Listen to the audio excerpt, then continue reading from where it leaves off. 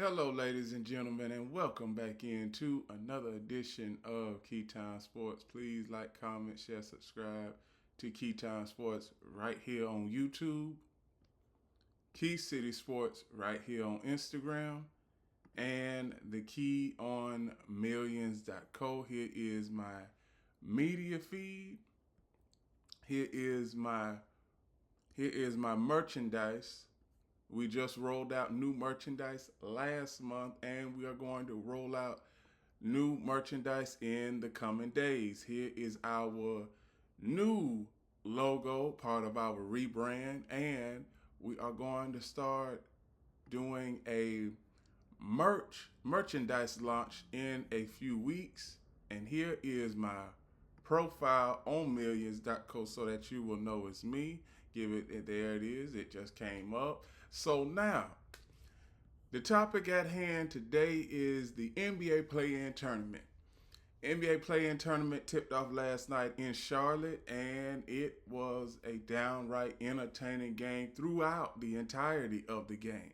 I thought that the Hornets were going to lose this game because Miami, they were up by 9 at one point late in the third quarter. But obviously that did not deter the Hornets from doing what they had to do in the fourth quarter and in overtime.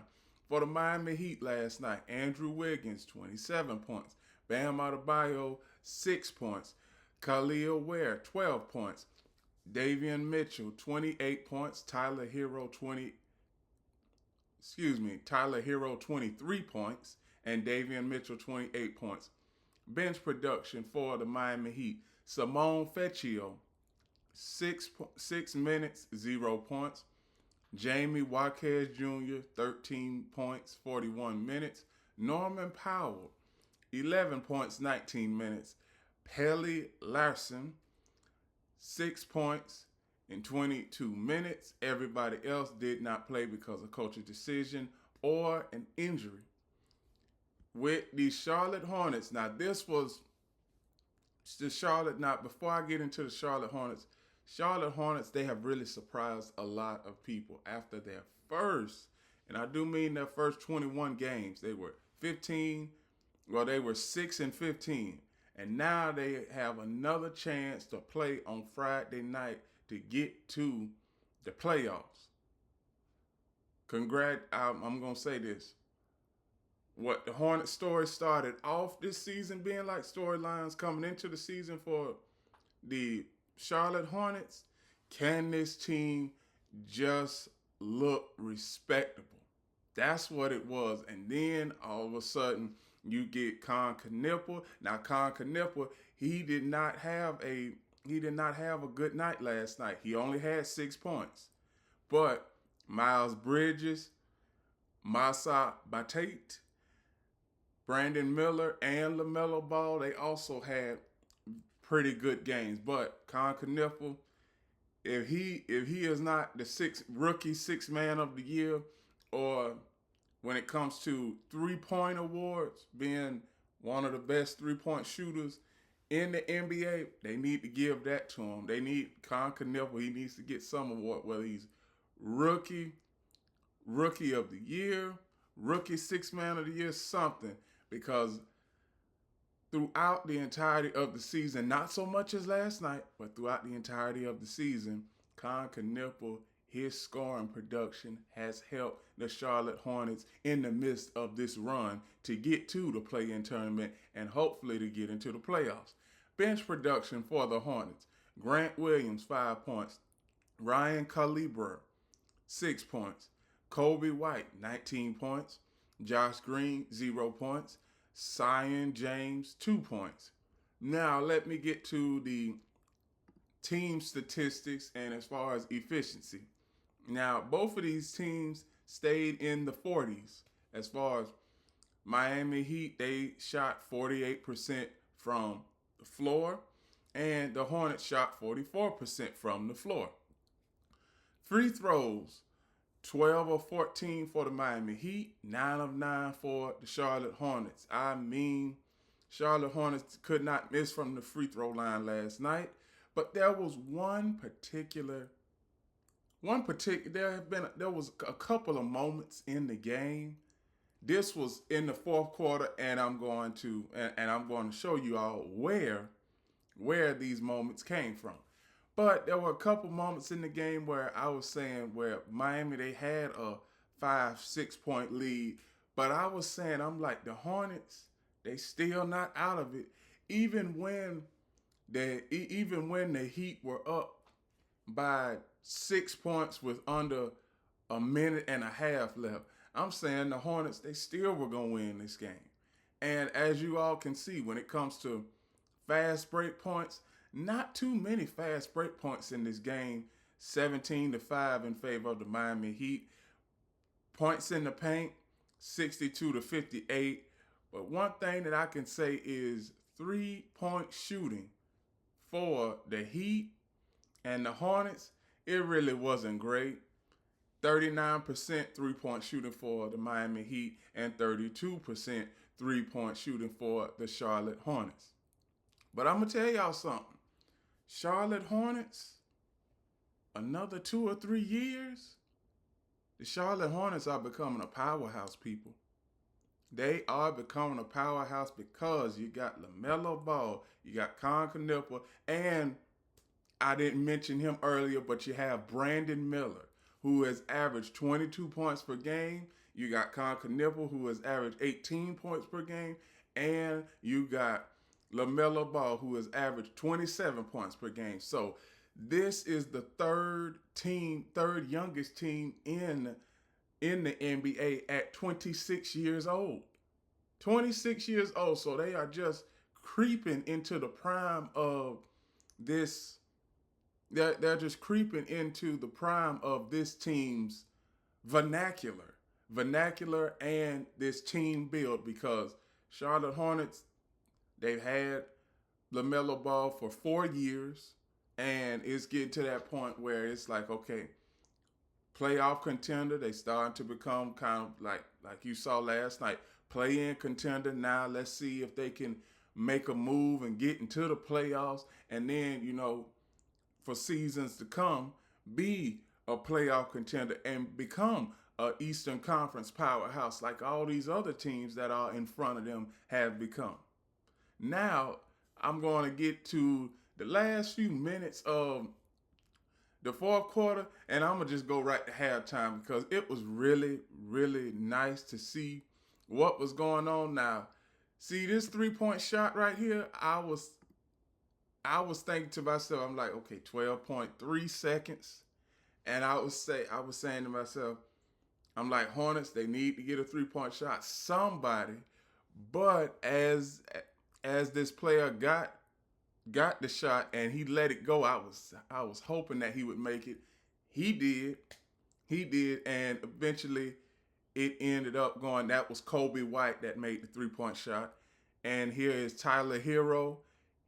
He misses the potential game winner, and we get to the overtime frame, and pretty much the Hornets all throughout the overtime, they had this. They had the momentum. There was nothing that the Miami Heat could do to slow down the momentum for the Charlotte Hornets. As you all can see right here, wide open three. And the Hornets, they got the 3-pointer. And you see where the Miami Heat, they fought back, got it back down to 1. But I'm going to say something about the Miami Heat for their future outlook. The Miami Heat, they need here's LaMelo Ball with the go-ahead game winner. And Miami Heat goes back down the floor, gets something all the way at the rim, even though that they shouldn't have let the player got that close to the rim, they still won. So now let me get to future outlooks for the Miami Heat and the Charlotte Hornets. For the Miami Heat, they need a franchise cornerstone player like they had with Dwayne Wade. You need somebody like that, because last night and throughout the past few years, I've noticed with the Miami Heat, it's like it's like when you look at their roster, who do you go? What player do you go to when you are in need of some quick points?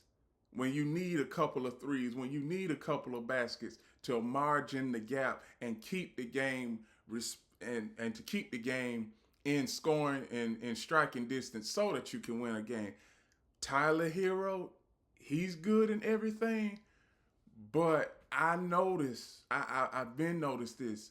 With him, he can have 35, 40-point games every once in a while, but as far as him getting to 30 points a night, it's tough. And it seems like outside of Tyler Hero and Bam Adebayo, it's like, where are your other dynamic scorers at? Bench production has been on a decline for the Miami Heat over these past 4 years.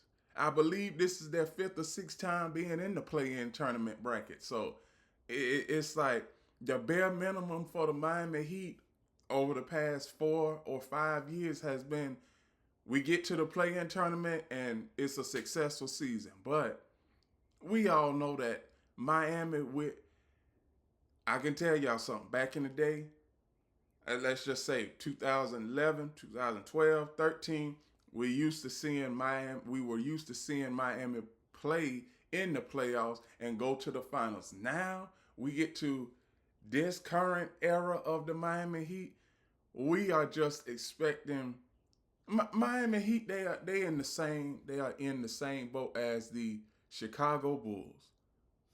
They are pride. They are going off of their basketball brand nostalgia from 15, 20 years ago that could just put them in the playoffs automatically. But now since the NBA has implemented this play-in tournament system over the last 4 years, it's been the Heat for the Heat and the Bulls. It's been hit and miss. And for the Hornets, I see the Hornets. They could pretty much go toe to toe with anybody right now. If it were up to me, I would want the Hornets to play the Detroit Pistons, so that could be two of the youngest teams in the NBA, and we can see what team is better when it comes to the matchups. Because Detroit Pistons, I don't think that they've had a lot of adversity throughout their season. I just don't think so. Because even with Cade Cunningham being out, he was only out for 2.5, 3 weeks, and now he's back. So the Pistons, they really didn't have any adversity throughout the regular season. And the Hornets, they started off the season with adversity, and last night they had some adversity throughout the game. So if it's the Hornets and the Pistons in the first round, that is going to be a very, very entertaining series. The next game I am going to cover, the second game last night, was the Portland Trail Blazers and the Phoenix Suns. Portland Trail Blazers, I mean, they shocked a whole lot of people last night. And I'm gonna get to this person. I'm gonna get to this player who really didn't have a name coming into the game, but everybody, and I do mean everybody, Denny Abajada, 41 points last night in 38 minutes. Tamani Kamara, 8 points. Donovan Clingan, 2 points. Drew Holiday, 21 points. Scoot Henderson, 9 points. And then we get to the Trailblazers bench. Jeremy Grant, 16 points. Chris Murray, 0 points in 12 minutes. Robert Williams III, 2 points in 16 minutes. Matisse Thybulle, 3 points in 13 minutes. Shaden Sharp, 12 points in 21 minutes, and everybody else didn't play because of coach's decision. Now for the Phoenix Suns, the team that I've been saying all throughout the season that has been hit and miss. Dylan Brooks, 20 points. Mark Williams, 4 points. Devin Booker, 22 points. Jordan Goodwin, 12 points. Jalen Green, 35 points. That was great for him. He was very efficient last night. Bench production, 7 points. Royce O'Neal, 7 points. Ozzy Agudaro, 3 points. Ryan Dunn, 2 points. Colin Gillespie, 5 points. Haywood Highsmith and everybody else did not play because of coach's decision. Team statistics in this game: 45 points. Trailblazers shot 45% from the floor, and the Suns shot 49% from the floor. Three-pointers made. Trailblazers had 17. Suns had 9. Three-point shooting percentage, 36%, tied at 36%. Free throws, 17 of 23 for the Portland Trailblazers, 23 of 32 for the Phoenix Suns.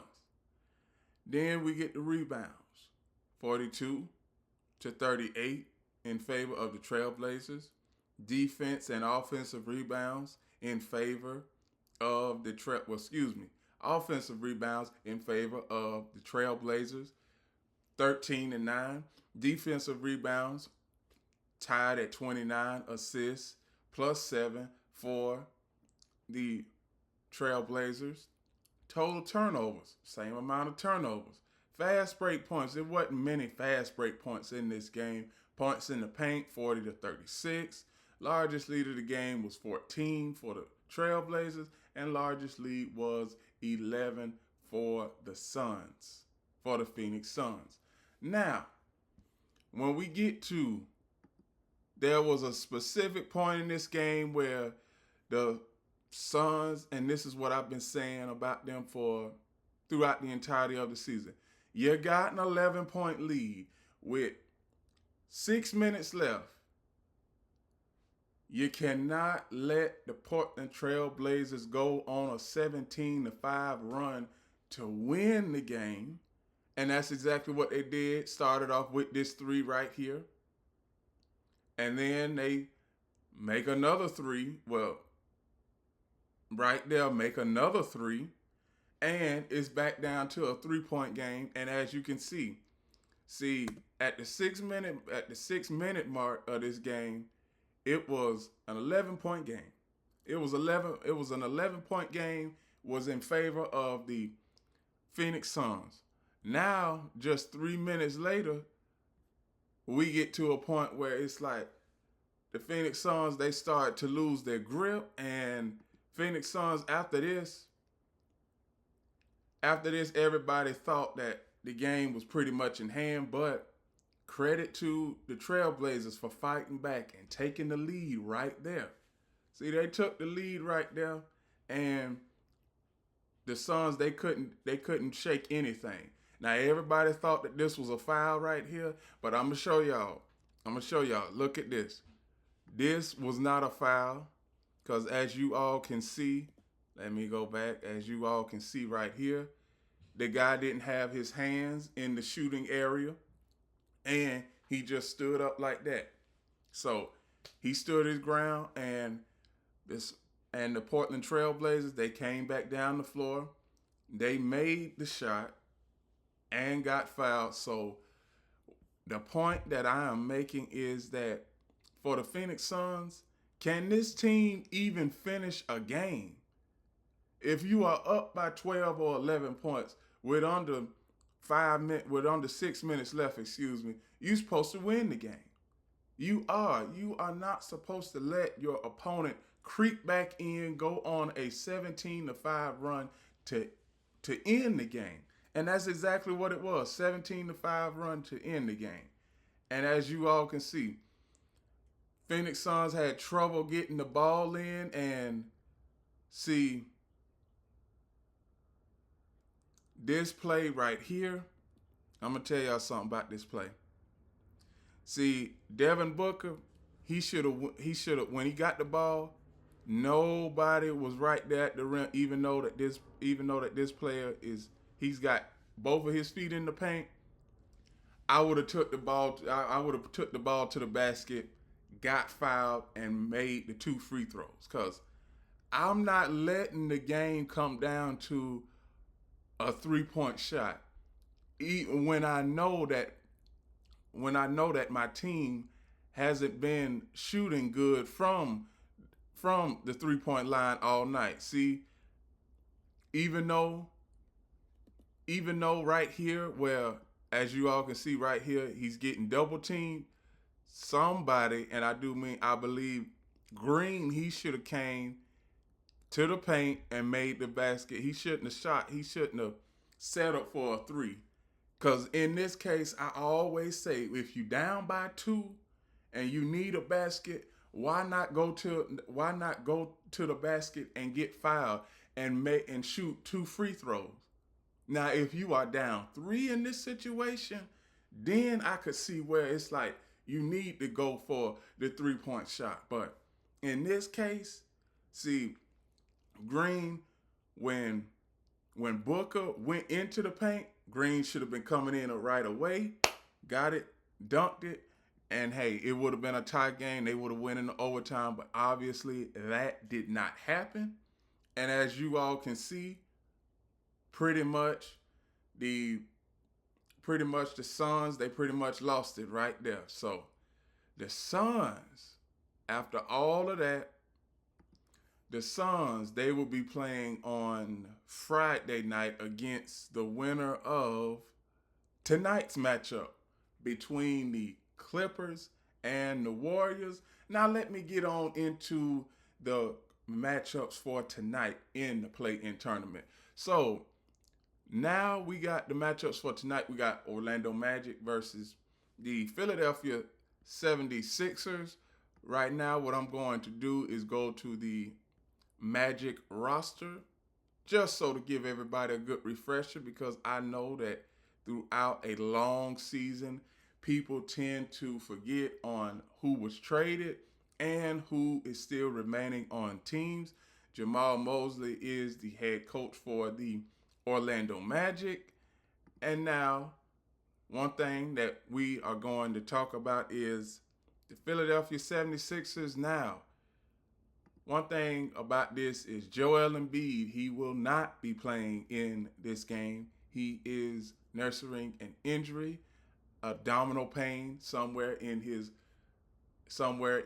region, his stomach region, and he is listed day to day. He may be back for the first round of the playoffs or the second round. Who knows?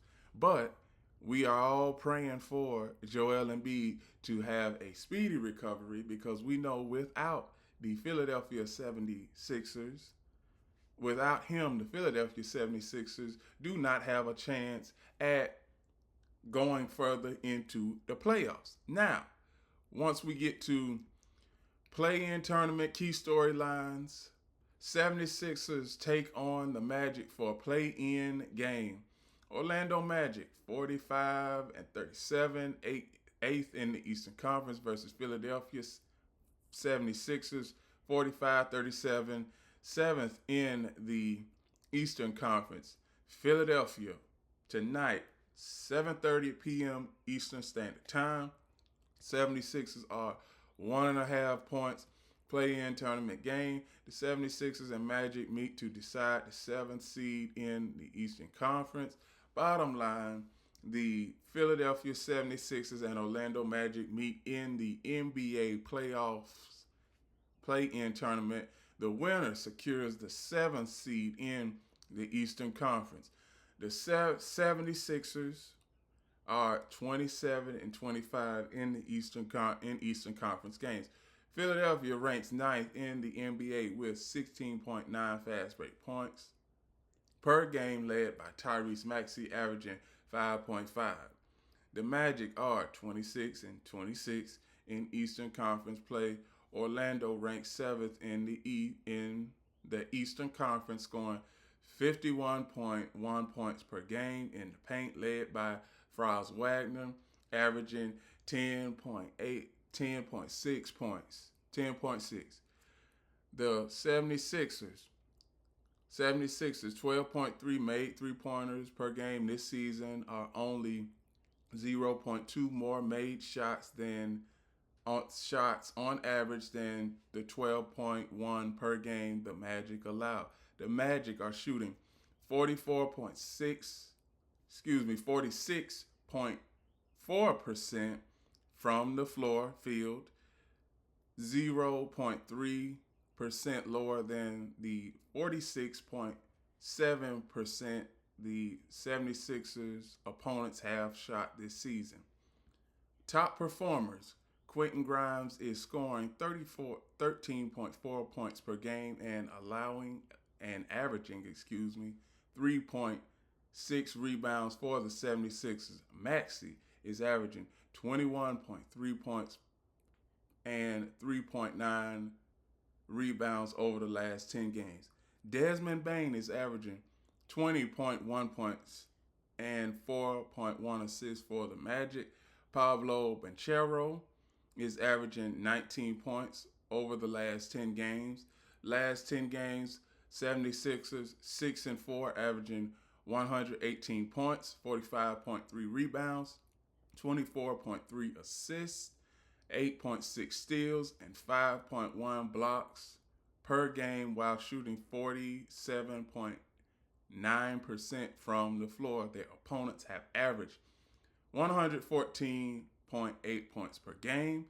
Magic 7-3, averaging 116.4 points, 43.5 rebounds, 27.3 assists, 8.1 steals, and 4 blocks per game while shooting 47% from the floor. Their opponents have averaged 117.5 points.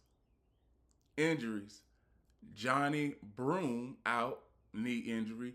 Joel Embiid out, abdomen.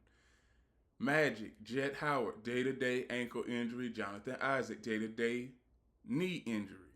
So now we get to the point spread for this game, and I see where we all see where on DraftKings, Orlando Magic, they opened up as a 1.5 point favorite, but now,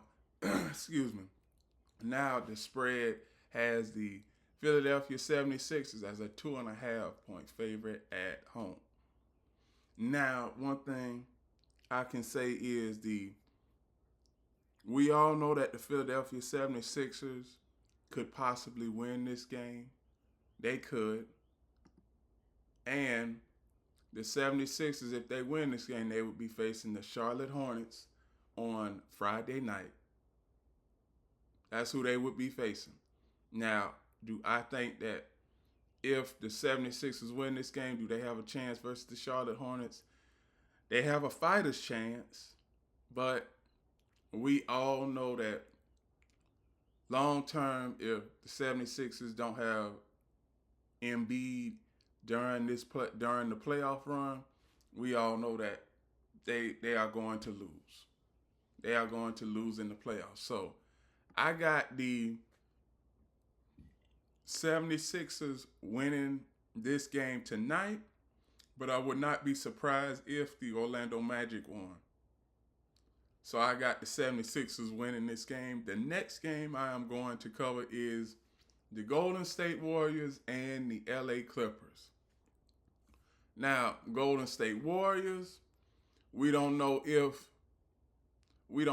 Steph Curry is going to start this game or come off the bench. He has been coming off the bench over the last 3.5 weeks since he came back. Steve Kerr is the head coach for the Golden State Warriors, and reportedly he will be returning for his 11th season coaching the Warriors next season. So, one thing about the Warriors are another team that is not going to get very far in the playoffs, but just for the Warriors to get to this point is a success story. It is, because Warriors, they had so many injuries throughout the season. And they had problems with, we all know who, Draymond Green and all of that and everything. So that fiasco. So for the Clippers, here's their roster. Their head coach is Tyronn Lue, and I believe Tyronn Lue, reportedly, he may be on the hot seat. He may be on the hot seat. So I already had given y'all a few ideas about who was going to be on the hot seat. I'm not sure if I put Tyronn Lue on the hot seat, but hey, I can say he is definitely on the hot seat now. If he loses in these playoffs, he's definitely on the hot seat because he has gotten the Clippers to the Western Conference Finals just 4 years ago. Just 4 years ago, the Clippers have been to the Western Conference Finals once in their almost 50-year history. 50-year history, but that's nor here nor there. Clippers host the Warriors in play-in game.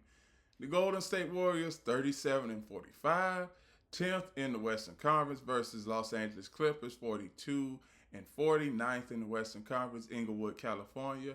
Tonight, Wednesday, 10 p.m. Eastern Standard Time, 7 p.m. Pacific Time. Clippers 5.5 point favorite. Play-in game. The Clippers and Warriors meet with the winner advance to play the 8th seed. Now the 8th seed for right now, 8th seed for you'll be playing the Thunder. So the winner of tonight's game will be playing the Thunder, and we all know that is going to be a guaranteed spot of going home already. So they really don't have no chance versus the Thunder. So bottom line, the Los Angeles Clippers host the Golden State Warriors in the NBA playoffs play-in tournament. The winner moves on into the tournament to play the 8th seed in the Western Conference playoffs. The Clippers have gone 10-6 against division opponents. Los Angeles ranks last in the Western Conference, recording 40.6 rebounds per game, led by Kawhi Leonard averaging 6.4. The Warriors are 24 and 28 in Western Conference play. Golden State has a 5-6 record in one possession games. Clippers 12.4 made 3-pointers per game this season, are only 0.5 fewer made shots on average than the 12.9 per game the Warriors give up. The Warriors average 15.7 made 3-pointers per game this season, 2.4 more made shots on average than the 13.3 per game the Clippers give up. Top performers, Leonard is averaging 27.9 points per game, 6.4 rebounds, 3.6 assists, and 1.9 steals for the Clippers. Darius Garland is averaging 17 points over the last 10 games. Steph Curry is scoring 26.6 points per game, averaging 3.6 rebounds for the Warriors. Brandon Podziemski is averaging 2.6 made 3-pointers over the last 10 games. Last 10 games for both teams. Clippers 6-4, averaging 113.9 points, 41 rebounds, 23.4 assists, and 8.8 steals and 5.2 blocks per game, while shooting 47.8% from the field. Their opponents have averaged 111.8 points per game. The Warriors 3-7, averaging 111.4 points per game, 40.3 rebounds, 27.5 assists, 8.2 steals, and 3.3 blocks per game, while shooting 47.3% from the field. Their opponents have averaged 117.3 points. Injuries for both teams, the Clippers and Warriors. Isaiah Jackson out, ankle injury. Yannick Conan Niederhauser out for the season with a foot injury. Bradley Beal out for the season, hip injury. Kawhi Leonard day-to-day ankle injury. Warriors, Quentin Post out, foot injury. Jimmy Butler III out for the season, knee injury. LJ Cryer out, ankle. Moses Moody out for the season, knee injury. Draymond Green day-to-day back. So now we get to the point spread for this game, and that is going to be for the Clippers. They opened up as a 3.5 point favorite. Now they are a 5.5 point favorite, and I think that the Clippers are going to win this game. But one thing about the Clippers, they not going to make it a series versus the Oklahoma City Thunder. So people, they can already forget about that. Whoever wins this game tonight will not win the playoff series versus the OKC Thunder. And I'm not even sure they may even win a game in that series. I believe the Thunder, whoever wins tonight, the Thunder, they're going to sweep the Clippers or the Warriors. But I do have the Clippers winning this game tonight. And with that, those are my reactions from last night's play-in tournament competitions and tonight's play-in tournament matchups. Please like, comment, share, subscribe to Keytime Sports right here on YouTube. Key City Sports right here on Instagram. And the KeyOnMillions.co. Here is my profile so that you will know it's me. Here is my merchandise. We just rolled out new merchandise last month, and we are going to roll out new merchandise this month. We also have a new logo, part of our rebrand. So I'm going to give everybody a good 5-10 seconds to look at this rebranded logo. And one last thing, you can see my media feed for all of my different sound bites, segments, and clips from previous shows and from the past, everything that I've said in the past. So remember, everybody, one last thing, the key is always on time.